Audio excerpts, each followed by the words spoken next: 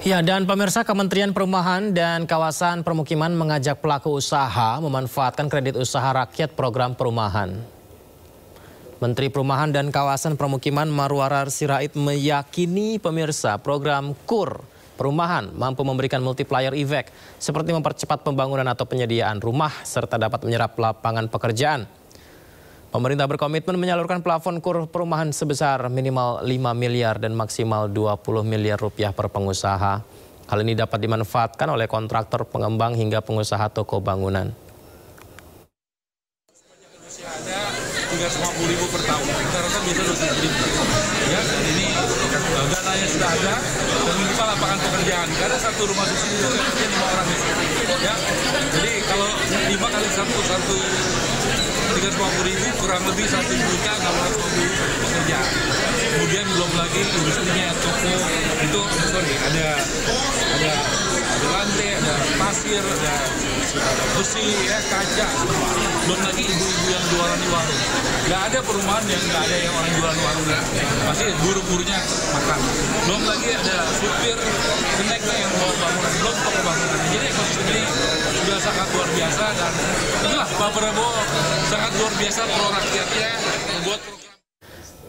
Sementara itu, Ketua Umum BPP HIPMI Akbar Himawan Bukhari menyambut baik langkah pemerintah yang mendorong usaha mikro, kecil, dan menengah atau umum untuk naik kelas dengan stimulus penyaluran kredit usaha rakyat sektor perumahan. Menurut Akbar, program ini memberi kesempatan bagi UMKM sektor home industry untuk memiliki tempat usaha sendiri.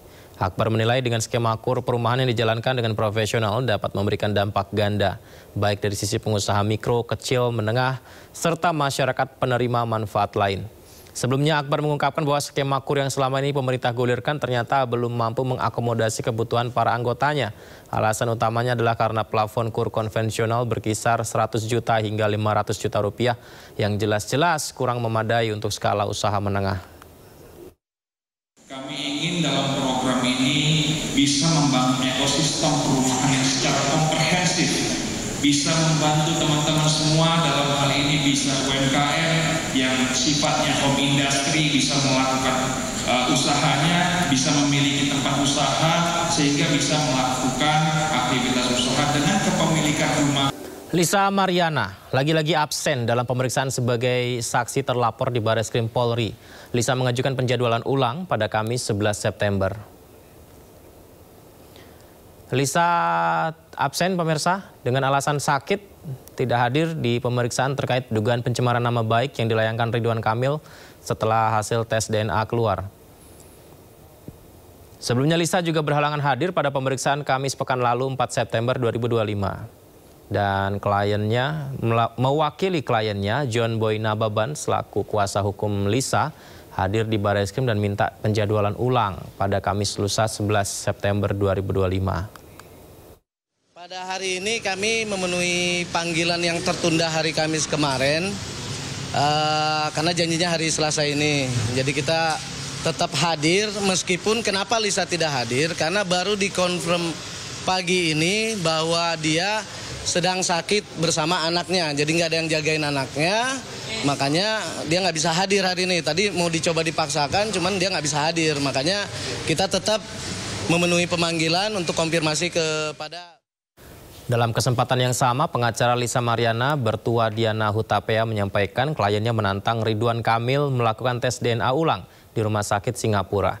Menurutnya penting untuk mencari second opinion usai hasil tes DNA oleh Pusdokes Polri yang menyatakan Ridwan Kamil bukan ayah kandung dari Lisa.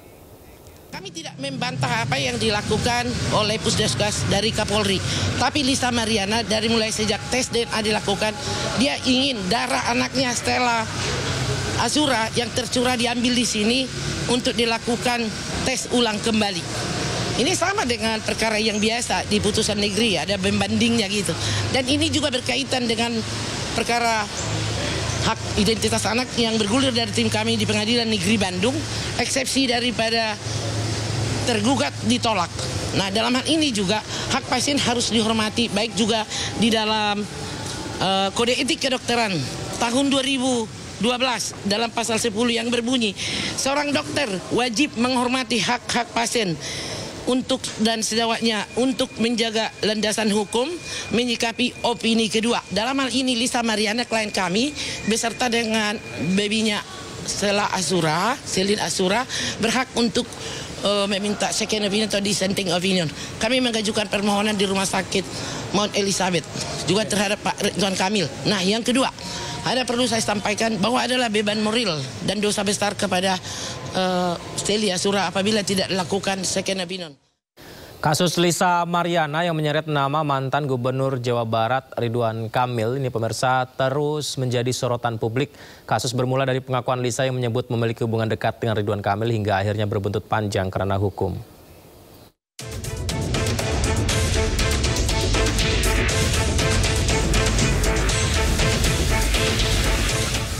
Nama Lisa Mariana pertama kali mencuat setelah pengakuannya soal kedekatan pribadi dengan Ridwan Kamil beredar luas di media sosial. Perseteruan dengan mantan Gubernur Jawa Barat itu bermula pada April 2025 saat Lisa Mariana tiba-tiba muncul ke publik dan mengeluarkan pengakuan mengejutkan. Dengan sangat yakin, Lisa menyebut berpacaran dengan RK hingga memiliki anak dengan mantan Gubernur Jawa Barat tersebut. Dari bulan Mei lanjut ke bulan Juni saya ke Palembang. Diundang sama Pak RK, ya itu hubungannya udah pacaran nih gitu saat itu. Pada April 2025, Ridwan Kamil resmi melaporkan Lisa Mariana ke Bareskrim Polri atas pencemaran nama baik. Bareskrim Polri kemudian memeriksa Lisa Mariana pada 17 Juli 2025. Sementara Lisa Mariana telah terlebih dahulu menggugat Ridwan Kamil secara perdata di Pengadilan Negeri Bandung dengan tuntutan hak identitas anaknya dan meminta RK membayar 10 miliar rupiah hingga menantangnya dengan tes DNA. Namun hasil tes DNA berkata lain. Bareskrim Polri mengumumkan hasil tes DNA antara Ridwan Kamil dengan selebgram Lisa Mariana dan anaknya. Ketiganya dinyatakan tidak memiliki kecocokan atau non-identik. Serangkaian pemeriksaan dan analisis DNA antara Ridwan Kamil, Lisa Mariana dan anak Lisa berinisial CA dilakukan di Pusat Kedokteran dan Kesehatan Polri. Hasil tes DNA menunjukkan CA bukan anak biologis RK. Tak berhenti di situ, Lisa Mariana juga 2 kali menjalani pemeriksaan di Komisi Pemberantasan Korupsi. Didampingi pengacaranya, Lisa memenuhi panggilan pemeriksaan KPK terkait dugaan kasus korupsi pengadaan iklan bank yang melibatkan Ridwan Kamil, Gubernur Jawa Barat periode 2018-2023. Usai diperiksa, Lisa ungkap dirinya mendapatkan aliran dana dari Ridwan Kamil. Saya menjadi saksi pemeriksaan Bank BJB. Iya, Ridwan Kamil ya. Iya. Ridwan Kamil. Aliran dana aja. Ya. Saya nggak hitung sih ya.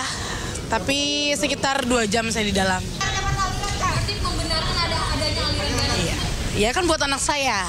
Berarti benar. Berapa banyak dan berapa? Ya saya tidak bisa sebut nominalnya ya. Kini fokus publik kembali tertuju pada pemeriksaan Lisa di Bareskrim Polri sebagai saksi terlapor dalam kasus pencemaran nama baik. Polisi menegaskan proses hukum akan berjalan sesuai prosedur. Tim Liputan iNews melaporkan.